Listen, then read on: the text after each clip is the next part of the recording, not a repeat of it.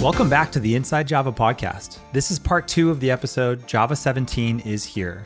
In part 1, I spoke with Donald Smith about some changes to the LTS model and Oracle JDK licensing, and Paul Sandoz with an update on Project Panama. Now, in part 2, we're about to hear from language architect Brian Goetz and Dr. Deprecator, aka Stuart Marks. Also, check out dev.java, a new destination website that we just launched for Java developers built by the Java team at Oracle. Okay, with that, thanks for tuning in and let's get right to it. I'm Brian Goetz. I'm the Java language architect. And what that means is my job is to chart the future direction of the Java programming model. So how will people be programming in Java in 5 years, 10 years, hopefully farther down the road? And so I'm actively involved in the development of basically all the new language and major library features in the platform. But my goal is, to keep my eye on the big picture of where Java is going. Well, perfect, because most people can go to the JAPs and get all the information they need to from the individual JAPs. And they even do a pretty good job of linking together, but it doesn't really tell the full story from somebody who really knows the broader picture better than anybody in the entire world, or you're one of a few people who really understand how all of these things fit together. So, rather than jumping into 406 pattern matching for switch, preview, or sealed classes, or prior, pattern matching for instance of, or records, why don't you talk a little bit about the vision for how these things fit together in the long run and what's exciting about 17 and where you see these things going? 17 is really cool because it is the first glimpse that a lot of developers will get of the work that we've been doing for the last 3, 4, 5 years, right? So a lot of developers today are still using 8, unfortunately. And so they didn't get to see the sort of gradual incremental progress that users who have been staying on the latest JDK are able to see. Hey, look, there's new features every version. And so people who upgrade from 8 to 17, and I think there will be a lot of people who jump right from 8 to 17, don't stop at 11, just go straight to 17, will be pleasantly surprised at all of the new affordances that they have access to. And we've been slicing them up into nice small chunks. And so there's been a lot of JAPs, but a lot of them have been sort of carved from the same hunk of rock, as it were.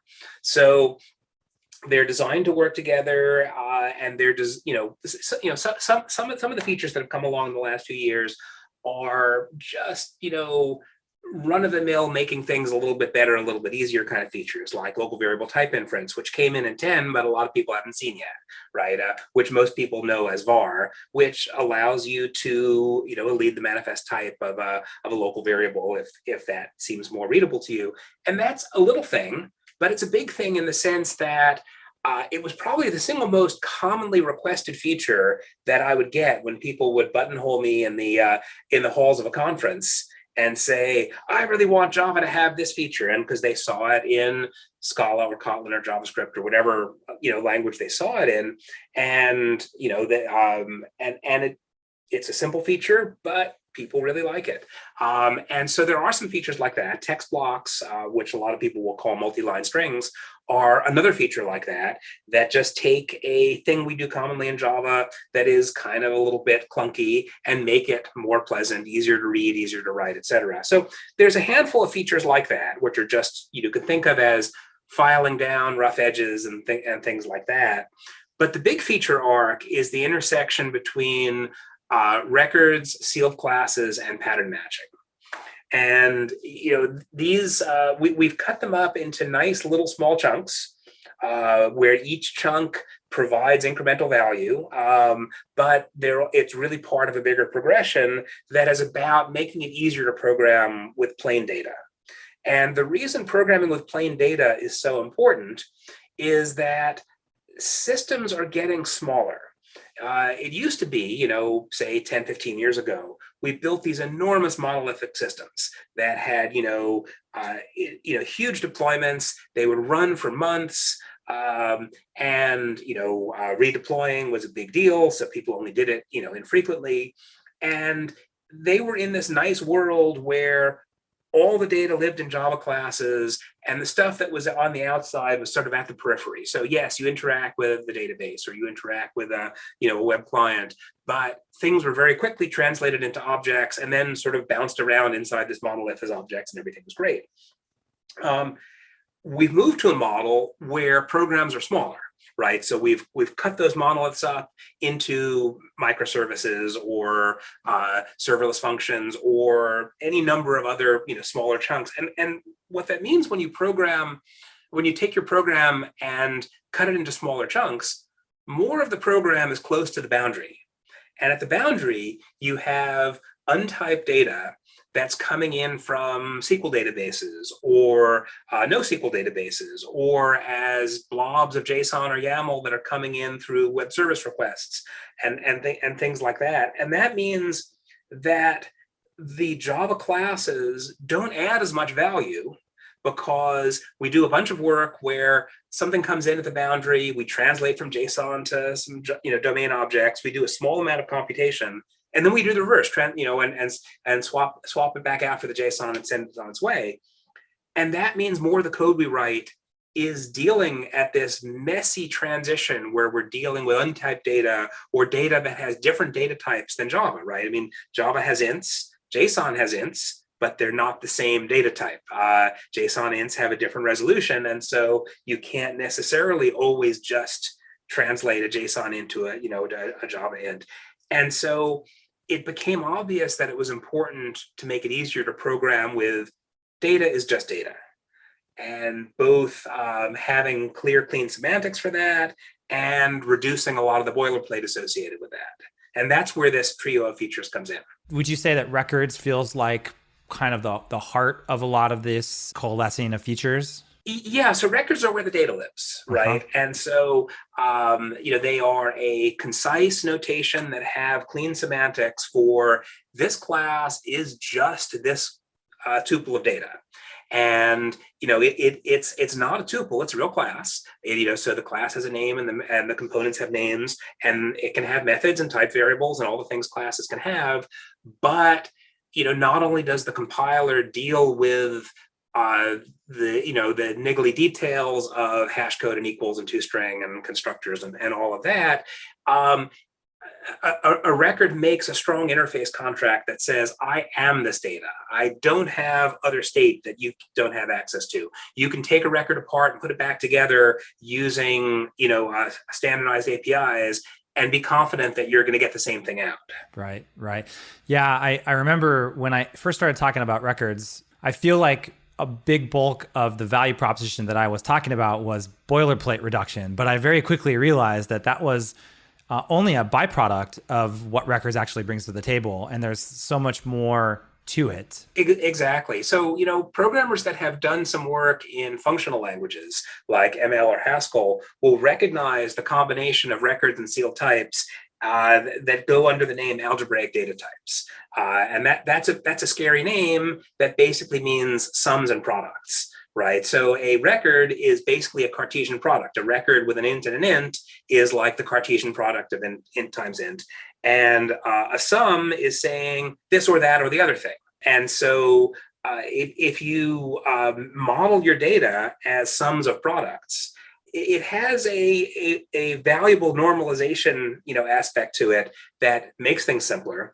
And then pattern matching is sort of custom made for taking apart these sums of products. So if you have, like you say, a shape is a triangle or circle or a square, and then you have some code that takes a shape in, it can pattern match on, well, is it a square? If so, do this. Is it a circle? If so, do that, in a very clean way without having to fall back to things like visitor patterns and all that. And then, for example, with sealed classes, we have exhaustiveness. So we have no fall through case, we have no default case. Exactly. And it just feels like cleaner code when you've really exhausted all the possibilities and you don't have to have something else might happen here. So let's make sure we catch that. Yeah, exactly. And what you said earlier about records also applies to sealed types, which is sort of, come for the boilerplate reduction, stay for the semantics, right? And, sealed classes give you that, your first thought is you look at it and say, great, I don't have to type a default clause that's just going to throw an exception. And that's cool. And that's the sort of the come for the boilerplate reduction. But the hidden benefit you get out of that is better type checking. Because, if you have a default clause in your switch and you've forgotten one of the alternatives, the compiler won't tell you because you have a default clause that catches everything. Whereas if you don't have a default clause, the compiler is going to force you to cover all the cases. And so if you, are switching over a traffic light and you handle red and green, but not yellow, the compiler is going to tell you now. And if someone later adds another permitted subtype of the sealed nest, when you go to recompile your code, you'll get a compilation error right on recompilation rather than a runtime error the first time someone sends blue to your code that's expecting a traffic light.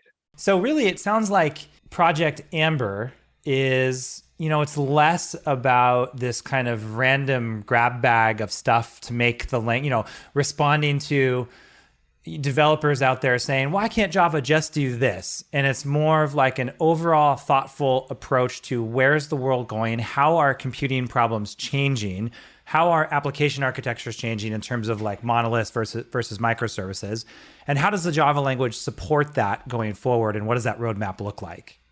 Exactly. I mean, there are some of the random grab bag features too, like var and text blocks, fit into that mold, and that's fine, right? I mean, and those are features that developers, really liked, and they weren't, they're not huge features in the sense that they take years to develop. There certainly was a lot of careful thought that went into it, and a lot of alternatives that were evaluated. But those fit into the Amber mission. But there is a sort of overarching story about developer productivity, and as you've observed, pattern matching is a big part of that. And so we started with a very limited form of pattern matching, which is just type patterns, just an instance of, and that had the nice side benefit of basically like 98% of the casts in the world go away. So that's kind of nice, but that's not rocket science. It's not earth changing. It's a nice start. And then we added type patterns to switch, which sounds like a small extension, but we had to deal with all of the legacy baggage of switch with fall through and what it does with null. And so there were a lot of so there was a lot of like careful rehabilitation we had to do with switch in order to make it ready for pattern matching. But there's still lots of pieces to come. So as you say, the next piece is deconstructing records with patterns, where you say not just case circle C, but case circle open paren, point center int radius, where it will deconstruct the circle and bind the components to variables that are then in scope. And there's more after that, right? It's like we can do it for records easily. It's a little harder to do it for regular classes, but we can do it for regular classes. And the rabbit hole goes pretty deep. So a lot of, and it's one of these things that it took me by surprise a little bit when I started to get more deeply into the design of pattern matching, where I realized that we were missing something from the object model all along that we didn't even notice we were missing.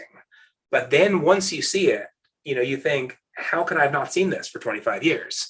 And that is that the object model of Java makes it really easy to build things up with composition, right? So you can make an object and then pass that object reference to the constructor of another, to another constructor, and make a bigger object out of it. And you can build things up by aggregation. And that's one of the most powerful tools we have in computer science is composition.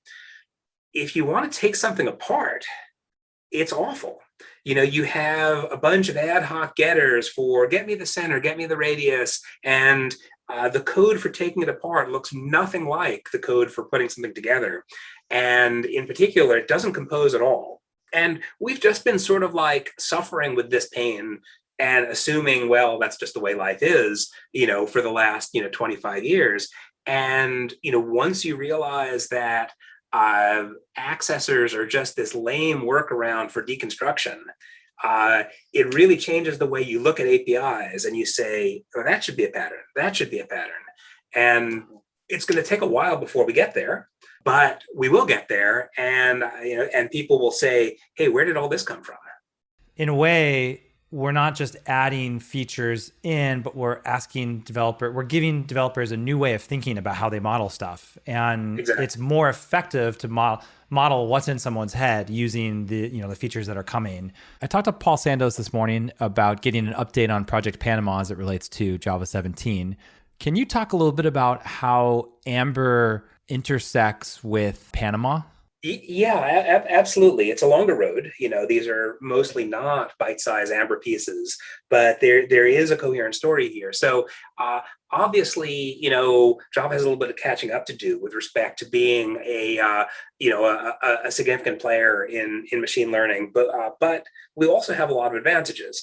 And so, one of the places where we have a deficit relative to Python is Python makes it really easy to take native libraries like TensorFlow and wrap them with nice flexible interfaces that, and basically the Python code hardly does anything because Python is really slow. And so basically it's a front end for going and getting the data and feeding it to TensorFlow and then letting the native code go ahead and do its job. And native interop in Java has always been a little bit more painful, in part because 20 years ago, it made a lot more sense to do everything in Java. But the reality is a lot of the innovation in machine learning, linear algebra libraries is happening, in the native space. And we're not going to rewrite all that in Java. That would be silly. And so we need to make it easier to consume those libraries from Java and easier for those libraries to package Java bindings with their library. So, that's been, one of the main goals of Project Panama is bringing the Java ecosystem and the native ecosystem closer together and having them both benefit from it. So, today, if you want to consume a native library like TensorFlow or something like that, you have to go through all of these steps of, you write a little bit of Java code and then you run it through the compiler using a special flag that dumps out a machine generated header file. And then you have to write a C file to match up with a header file, and good luck getting it right. And if you don't, the VM crashes and it's all awful. And that's the native experience with JNI. And there are some frameworks out there to try to make it better, like JNR. But for the most part, the experience is pretty awful.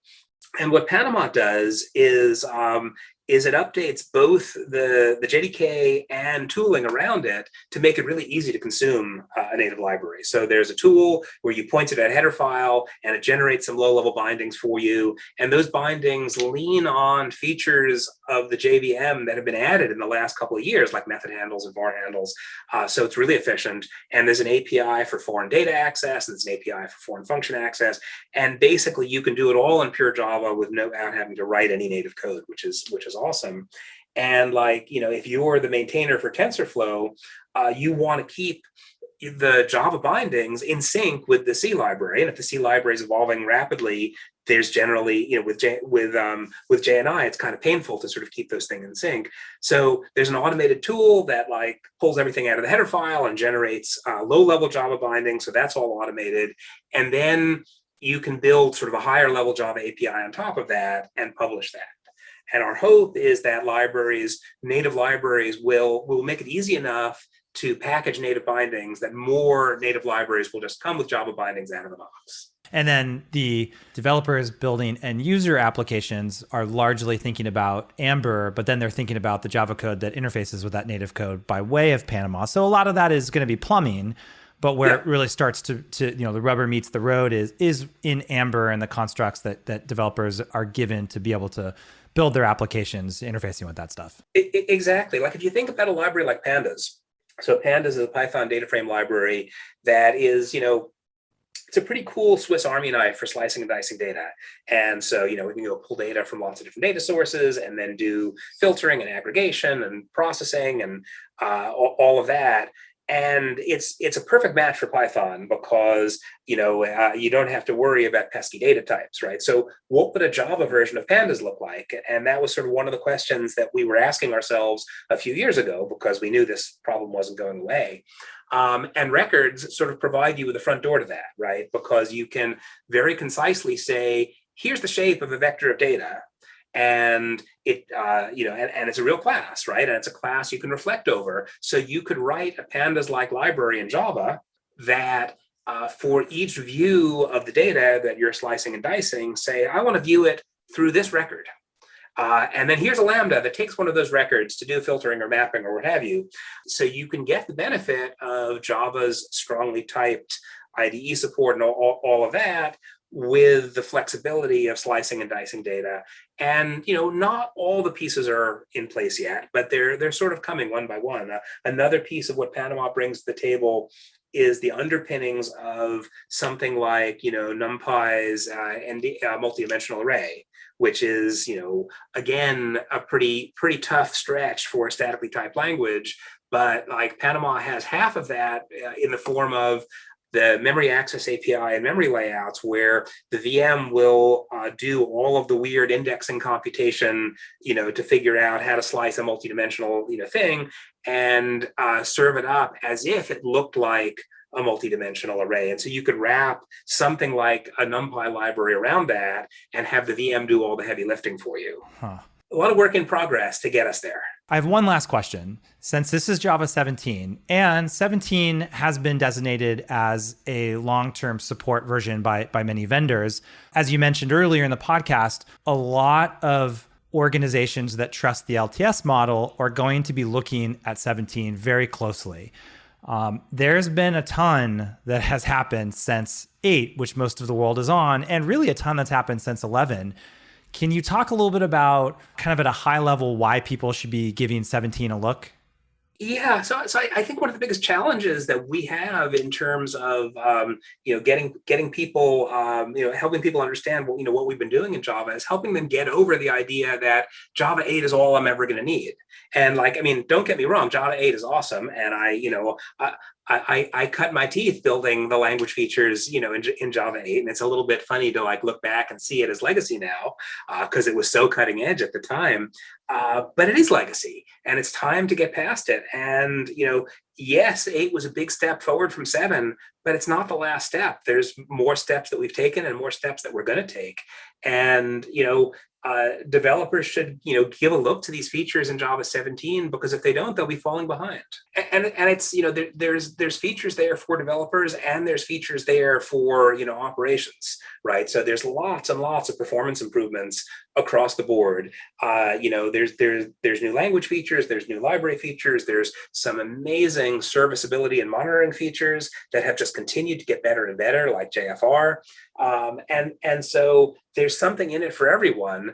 But I think our the biggest thing that we're fighting with is the complacency of, oh, Java 8 was so great, I'm never going to need anything else. And it's and it was great, but it's it can be greater. There's so many great things happening in the Java language, in the platform.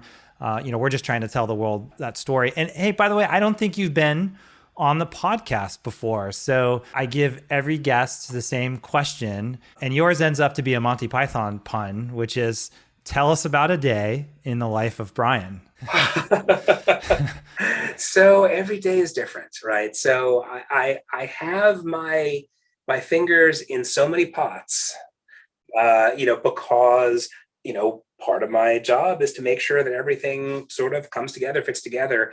And so any given day, I could be in planning meetings. Most days not, which is a good thing. We used to spend a lot more time in meetings back when we had the old release cadence, where we released every few years, and there was a lot more planning around that. And since we switched to the newer cadence, there's a lot less meetings, and I like that part. I could be prototyping something, this morning I was doing some prototyping on a Java library that we're noodling on, and that's kind of fun. I could be working on an Amber feature, or on Valhalla, or on Panama, or every day is kind of different, and it's a little bit there's a lot of context switching, and that's challenging, but it's pretty exciting because there's so much cool stuff going on. Yeah, for sure. Well, again, I really appreciate your time, and this has been really interesting. We'll definitely have you on again. Yeah, cool. Thanks, Brian. Yeah, thanks, Chad. My last guest is the one and only Stuart Marks, aka Dr. Deprecator. And since there's no video feed here, you can't see that he is not wearing his famous lab coat. Why don't you introduce yourself, Stuart, and tell us a little bit about Dr. Deprecator? Hi, Chad. Thanks for having me on the program. So I'm the project lead on the JDK Core Libraries group, and I have an alter ego, Dr. Deprecator. And so a number of years back in JDK 9, when I started working on the concept of deprecation, I needed something to liven it up a little bit. So deprecation and maintenance and lifecycle stuff is not necessarily the most interesting topic. So it turns out that it's pretty easy to become a doctor. All you need is a lab coat and a stethoscope. And I got myself an embroidered name patch that says Dr. Deprecator on it. You'll have to imagine that, but it's a nice script font and everything. So if we ever have in-person conferences again, you might see somebody walking around in a white lab coat wearing a stethoscope, and that would be me, or more precisely, that would be Dr. Deprecator. Well, it's not every day that I get the opportunity to interview a famous doctor, so I appreciate it. Okay, so the topic for Dr. Deprecator is deprecation and removal. There's a couple JEPs in Java 17, but before we get there, I guess let's start at the beginning. Why bother removing things at all? Yeah, I think that's the thing to do is to revisit the fundamentals. And so the first thing is that the JDK is over 25 years old now, and so it's a long-lived project. And so when you have something that lives that long, you have to think about these sort of things. And so in the first 20 years of Java's existence, and in fact, most projects are this way, you're always thinking about adding the next feature. What new features are we going to add? Add. And so what happens is the platform just gets bigger and bigger and bigger. And so but the fact is that over 25 years, there are changes in technology. Technologies do come and go, and things become obsolete. Now, you could just leave obsolete things around as long as they're not doing any harm. And in fact, I think the JDK did that for a long time. But the problem is that things just don't sit there. Software has to be maintained. When you upgrade a compiler, the compiler is compiling all that code that hasn't been touched in a long time, and it generates new warnings. Things need to be maintained. Documentation needs to be updated and reformatted and localized, and on and on. So if you're carrying around obsolete features, those impose a cost on the evolution of the system. And so it also, interaction of features sometimes makes it harder to add things. And so we have had situations where we'd say, oh, let's add this new feature. Oh, how does it interact with this old feature? Well, nobody uses that anymore. Well, sorry, we have to deal with the interaction of all those old features with the new ones. Sometimes it's best to say, well, if this really is an obsolete feature that no one is using, let's take it out. And actually, there's another thing too, which is that having a bunch of obsolete code and technology in the system increases the exposure to security vulnerabilities. And so that's something we pay a lot of attention to. We have our quarterly security releases, and the security researchers out there, they love old code because they know no one's looking at it, and so they can look through this old code and say, this was written before people were as security conscious as they are now. Let's see what I can do with this. So that has also put some pressure on us to remove some old things. Mm-hmm. As you're talking, I was thinking about another analogy. It's almost like as natural as life itself in a way, because, neurons that fire together, wire together, and those that don't end up being pruned away. And, you can't keep everything forever. And so it's sort of a natural course of evolution, or, software almost mimics life sometimes. Yeah, well, software definitely has a life cycle. And if you look at any of the literature about software life cycle, it's usually more about entire software projects. You might create a system, use it for a while, and then retire the system. But the JDK is kind of different. It's an ongoing thing. Features flow in, and so there is a life cycle, but it's based on features and mechanisms as opposed to the whole JDK. Certainly, the whole JDK is not obsolete, but individual features will at some point get declared obsolete and removed from the system. Right. Yeah. And so this brings us to the concept of deprecation and removal itself. With billions of lines of code out there, 10 million plus developers writing Java, given that compatibility is a core virtue of the Java platform, how does the Java team view this deprecation and removal process in the light of that core virtue of compatibility? Right. Yeah. So compatibility is the main thing. And so if you remove a feature, any program that was depending on it is completely broken. I mean, that's absolutely clear. So there's no question that's an incompatible change. But given costs that obsolete technology imposes on the system, if something is not used at all or not used very much at all, then we think that level of incompatibility is warranted. But we don't want to just pull the rug out from people and just say, we don't like this anymore, we're going to remove it. So what we have is a process for deprecating and possibly eventually removing things. So just like we were talking about life cycle earlier. Just like there's a life cycle for adding things. Somebody has an idea, they write a design, they prototype it, they write a JEP. Things go through approval processes. We have code review, tests are written, checked in, right? So people are pretty familiar with all the processes around the beginning of the life cycle. Well, there's a set of processes around the end of a life cycle. And I think the main thing is to try to notify any developers or users of the system that there is some mechanism or technology or API that we are considering removing from the system. The main mechanism is an annotation that you can put in your source code. And when you annotate an API, you can say it is deprecated.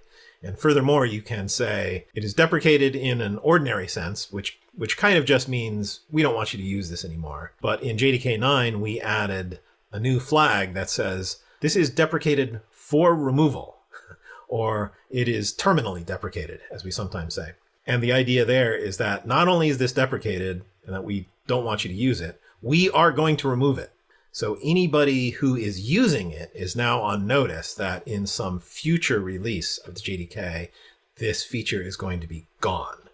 And so that, I think, is a flag that rightly gets people's attention. And we want people to pay attention to that because if they are using it, if it impacts their code, then they are going to have to migrate. Given that process and that this episode has a focus around Java 17, how is that process working for the JEPs that are focused on deprecation and removal? Maybe we can start with 398, deprecating the applet API. So there's a lot of history with applets. And so, applets were introduced in the 1990s to run in browsers. And a lot of people use that technology. But over the years, certainly the fact that browsers no longer support plugins has effectively rendered this obsolete. And there's an ever shrinking set of population of people who are using old browsers and old plugins and old applets running using those plugins. So this has been known for a long time, but finally in JDK 9, the desktop team that maintains the applet API and technology, they decided to go ahead and deprecate the applet API. So that was JDK 9, and at the time it was an ordinary deprecation. Basically, they said this is a formal announcement that you shouldn't be using applets anymore. But at the time, they did not have a plan to remove applets. And so, in fact, I did have an explicit discussion with the team. Should we set the removal bit? And we had some back and forth, and they said, no, we're not ready to think about removing it yet. We want, applets have been in, such widespread use, and there's some customers who are still using them, and it's a little premature to tell people that we're going to remove it. But we do want to get the ball rolling and say, all right, the time has come. You should start thinking about not using applets anymore. So that was in JDK 9, and that was 4 years ago now, I think. And so in JDK 17, they're not actually removing applet yet. This JEP 398, sort of upgrades the applet deprecation to set the for removal bit. So it's now a terminal deprecation. And so what that team is now saying is that, okay, the time has come. We are now planning to remove the applet API. and the associated mechanisms. So that's what that says. Applet is still in there, and I've heard people make the mistake in saying that applet has been removed from JDK 17, and that's not true. It's been deprecated for removal, and then when we set that bit, it's going to take usually another couple releases of the JDK. We usually wait about a year before actually removing something after it has been terminally deprecated. It sounds like the team takes removing things from the JDK very, very seriously, has a very thoughtful, careful, methodical approach and process around that to remove things with warnings, with ways to communicate those deprecations and removals to end users well in advance. Right, that's true. The annotation is all that you see in the JDK, but and that has some nice effects, like it produces compiler warnings if you compile against that. There's a static analysis tool called deprecation, which will look through your classes to see if they reference any deprecated classes, things like that. So I think those are, low-level mechanisms. But what's behind that, though, is that the desktop team spent a lot of time doing surveys and talking to the community and talking to customers about this. Right. So that's not really visible. I mean, all that comes up is a few lines in the documentation that say, this API is deprecated. But what goes on behind that is a lot of homework. And, like I said, customers were actually using applets and the associated mechanisms and old browsers and plugins and stuff.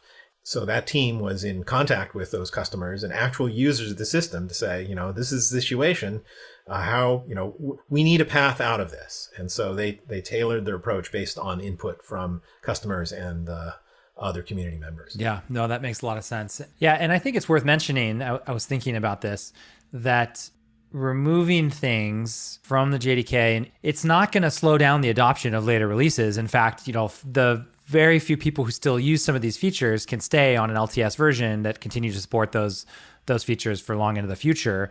But I think one piece of the puzzle that's escaping is that the innovation can speed up in Java if we remove a lot of the, some of the things that are, like you said before, are no longer, we no longer want to maintain. We no longer want to have to worry about all the different interlinkings between components that people aren't using anymore. And so it's almost like cleaning up the house to continue to innovate the platform faster, because 17, there's a ton of innovation that I talked about with Paul, I'm talking about with Brian, and there's just so much other stuff.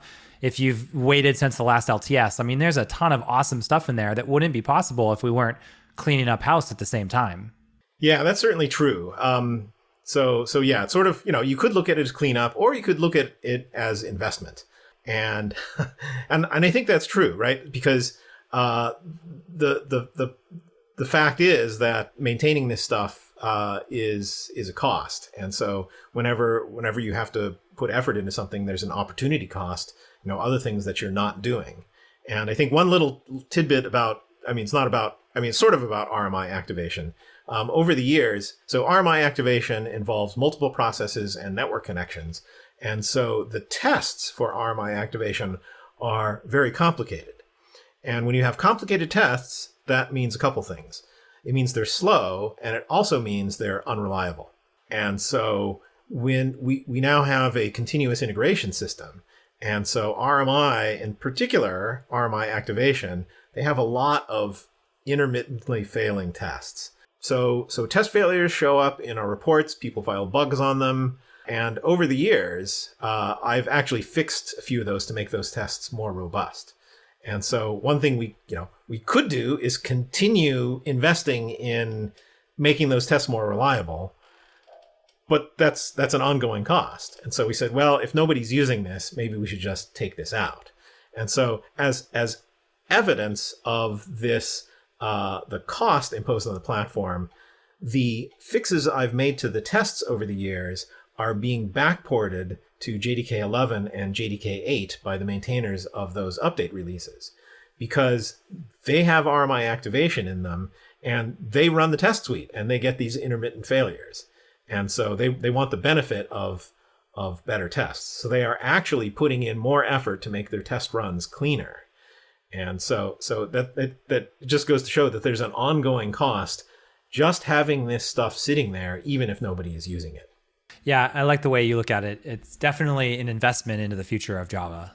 That brings us to 4.11, deprecating the security manager. Let's talk a little bit about that one. Where's the deprecation of the security manager in the process, and how does that and how is that working for Java 17? Okay, so in Java 17, this is sort of this there was, I have to admit, there was some controversy about this, but this is not the end, but it's the beginning of the end. The security team decided to deprecate the security manager for removal, and that is mostly just putting the general public on notice that there is a plan to remove the security manager in the future. There's some wrinkles about whether the security manager is enabled or disabled by default. In JDK 17, it ended up that there's no change. The main thing is, how do we get rid of the security manager? Now, the security manager has been around since JDK, I think 1.2, with the introduction of the new security model, the then new security model in 1998, which was 23 years ago, or thereabouts. And it has its tentacles throughout the JDK. And so the security team is going to have to do a lot of surgery to figure out how to extricate the security manager. And it's not just the security manager, it's the entire access control mechanism. So they have a lot of work ahead of them. The security manager is not going to be removed in JDK 18. I think this is the beginning of a process that will probably take a couple years minimum. I think the main point is that the security model, the access control model from 1998, has been shown not to be worthwhile, and maintaining that is a continual source of problems. And so I think that's the main thing. There's kind of a side thing which is that there are a fair number of use cases that have been developed over the years where people would use the security manager for purposes other than security. And so in particular, I think a good example is disabling system.exit. If you have a plugin, you don't want the plugin to be able to call system.exit. So they were using the security manager to control that. But you don't need the entire full-blown access control mechanism to control system.exit. So another thing the security team is looking at is alternative mechanisms for specific use cases like that. So it's not like they're going to come up with a new security model or anything, but there are specific use cases where people are using the security manager for some tiny corner of functionality. And, we want to provide a replacement for that. And, designing and developing all of those things is also going to take some time. So again, that will play out over the next couple of years, I think. Right. Yeah. And sometimes I see the frustration in the community where they feel like they're not being heard, but I can say firsthand that we are listening, and the folks who are working on this on the team and in other companies as well are listening and do hear these things. So it sounds like future JEPs related to the security manager, that deprecation of the security manager, will potentially include alternatives to some of the things that we are hearing out there in the wild. Yeah, I think so. I don't know if they're all going to have JEPs, or maybe whether they're just individual features or something. I think that's kind of up to the team how they want to play it. And I think while we're talking about JEPs, I think one of the things is that writing JEPs for this is also part of the process. Obviously, there are annotations that go in the code base, but I think writing a JEP and publishing it attracted a lot of attention, and some of it was negative. And so we got some feedback, some of it negative, and that's okay. That's the point, because this does impact people. And so what we want to do is take that feedback and modify our plans to reduce or mitigate the impact if possible. Sometimes we've changed our minds. I think in the prehistory of deprecation, I think we have actually undeprecated things. I think system.getEnv was actually deprecated at one point, and it was found to be too useful, so we undeprecated it. But usually, I think the impact is on people who are using the security manager not in its full-blown sense, but just because they they needed a hook in this particular location, and they found that by going through the security manager. And so I think there's definitely going to be more work in that area. Right. So someone who's intimately familiar with the process, do you have any recommendations for how developers and our listeners can stay up to date with things that are being deprecated for removal, or the process in general? Is it maybe just follow the JEPs, other than listen to this podcast and stay informed with inside.java? Are there other mechanisms to do so? Yeah, well, I think that the JEPs, certainly we will file JEPs for any significant change, whether that's an addition or a deprecation or a removal. And so if you look on the JEP index page, there actually are several JEPs for deprecations and removals and things like that. But not every change has a JEP associated with it. If you really want to dig into it, the Java SE specification has a section of items that have been removed from this version of Java SE, and items that are proposed to be removed, or that is have been deprecated for removal. And those are those are concise listing there. You can also find it in the Java doc. If you go to any JDK release, if you go to the Java doc, there is a deprecation page that lists all the APIs that are deprecated and that are deprecated for removal. And so you can see those. It's a little hard to get notice when some particular API is deprecated, one that you might happen to be using. So it's not like there's something that there's no RSS feed for deprecations, unfortunately. So Stuart, I really appreciate it. You've been on before. I believe you've been on before, but not as Dr. Deprecator. And I give every guest the opportunity or the same question, which is, tell us about a day in the life of Stuart Marks and/or Dr. Deprecator. Well, I think I answered the day in the life question the last time I was on. Has it changed? Yeah. Well, it's changed. It's changed a little bit. But I'll tell you what's on my mind right now, which is since we've been working from home full time, actually for the past year and a half at this point. I've been doing a lot more cooking than I had in the past. And so one of the things is that a few things going on. So one is more cooking, but there's also more opportunities for outdoor cooking, like barbecuing and smoking. And so that's good. So I've turned my barbecue into a smoker with some attachments. So I smoked some pork and salmon and stuff like that. So that's pretty nice. Cool. Unfortunately, the other wrinkle is that with a lot of the wildfires in Northern California, our air quality has been quite bad. And so I don't want to run the smoker when the air quality is bad. So I've been kind of blocked on that front recently over the past few weeks. So that's kind of what's going on here. In California, the weather reports not only have the temperature, but they also have the air quality indicator. Yeah. No, forecast for that. Yeah, we've been smelling that here in Marin also. Mel, maybe you can just take your steak and put it outside on the porch and see what happens. Yeah, I wish it worked that way. Sometimes it will get a coating of ash, but it won't really get cooked that way, unfortunately. Okay. So I've been sticking to indoor cooking more recently. Yeah. Okay, good. Well, I really appreciate you spending the time, and thanks for talking to us about deprecation and removal. All right. I'm happy to be here. Thanks a lot.